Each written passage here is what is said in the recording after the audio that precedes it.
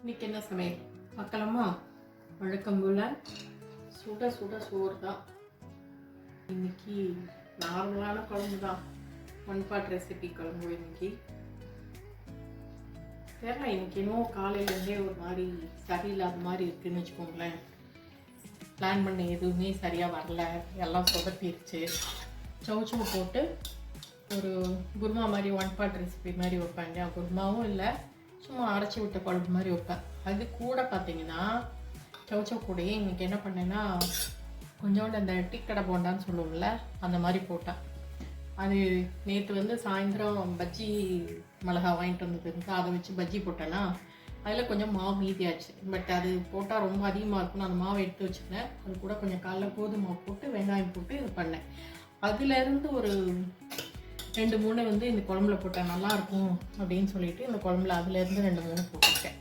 So அது இதுக்கு தொட்டுக்கு பெருசாக தேவையில்லை. ஆனால் தொட்டுக்கிறது பார்த்திங்கன்னா முருங்கைக்கீரை பொரியல் அன்றைக்கி பறிச்சிட்டு வந்தேன்ல, அதில் கொஞ்சம் மீதி இருந்தது, அது இன்றைக்கி பொரியல். அதே மாதிரி பரங்கிக்காய் அன்றைக்கி வாங்கினதில் கொஞ்சம் மீதி இருந்தது, அதையும் பொரியல் பண்ணியாச்சு. ரெண்டுமே நல்ல காம்பினேஷன் தான், இல்லைன்னா சொல்ல முடியாது. அவ்வளோதான். இது கூட ரசம் இருக்குது, தயிர் இருக்குது. அவ்வளோதாங்க. இந்த வீடியோ பிடிச்சிருந்துச்சுன்னா லைக் பண்ணுங்கள், ஷேர் பண்ணுங்கள், கமெண்ட் பண்ணுங்கள். புதுசாக பார்க்குறீங்கன்னா சப்ஸ்கிரைப் பண்ணிக்கோங்க. தேங்க்ஸ் ஃபார் வாட்சிங். பாய்.